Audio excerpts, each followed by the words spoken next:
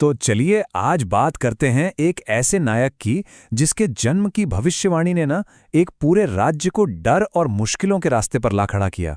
सोचिए, आसमान से एक आवाज गूंजती है जो सीधे सीधे राजा कंस को बताती है कि उसका अंत करने वाला पैदा हो चुका है।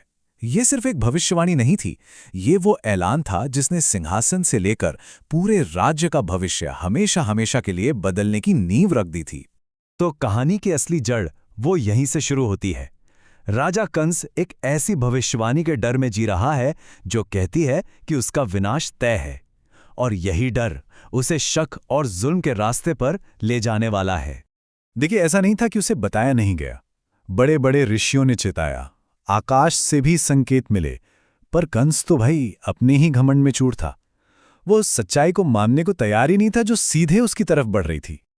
और फिर वो पल आता है जब सब कुछ उलझ जाता है।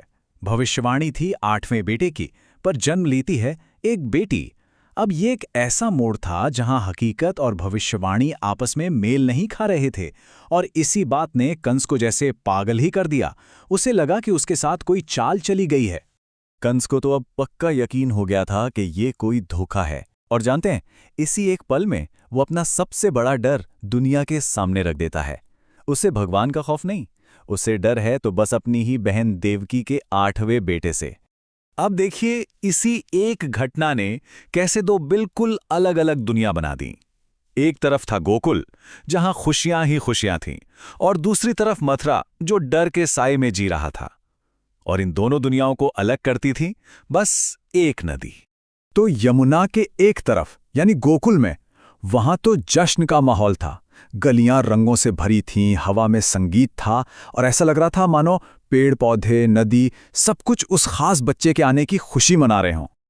लेकिन नदी के ठीक दूसरी तरफ मथुरा के महल में माहौल बिल्कुल उल्टा था। यहां कोई जश्न नहीं था, बल्कि शक और खौफ का अंधेरा था।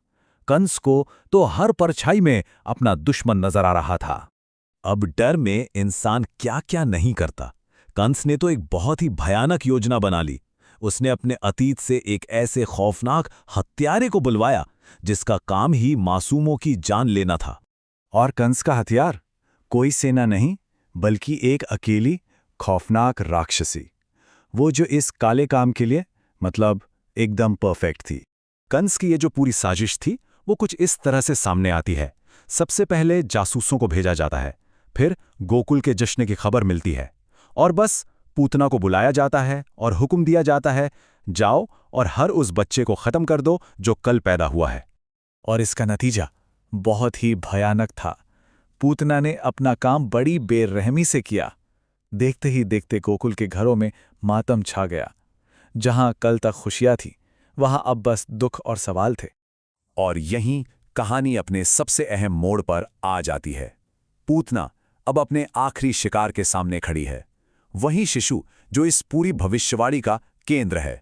माहौल में एकदम से टेंशन बढ़ जाती है जब कान्हा अचानक गायब हो जाता है, और उसकी मां घबराकर चिल्लाती है कि आखिर मेरे कान्हा को कौन ले गया। लेकिन जब गांव वाले वहां पहुंचे तो उन्हें कोई और दुखद खबर नहीं मिली, बल्कि एक ऐसा नजारा दिखा जिस पर यकीन करना मुश्किल था। छोटा सा कान्हा पूतना के विशाल शरीर के पास आराम से खेल रहा था। गांव वाले बस एक दूसरे को देख रहे थे, हैरान, परेशान। सबके दिमाग में बस एक ही सवाल था कि इतनी शक्तिशाली राक्षसी को आखिर इसे कौन मार सकता है। और उधर मथुरा में क्या हो रहा था? कंस तक झूठी खबर पहुंच चुकी थी कि उसका दुश्मन मारा गया। वो अपनी जीत का जश्न मना रहा था, इस बात से पूरी तरह अनजान कि उसकी सबसे बड़ी हार तो अभी बाकी है। गोकुल वालों को अब ये समझ आ गया था कि उनका गांव अब महफूज नहीं है। अपने बच्चों को बचाने के लिए उन्होंने अपना घर, अपनी जमीन, सब कुछ छोड़कर जाने का फैसला कर लिया।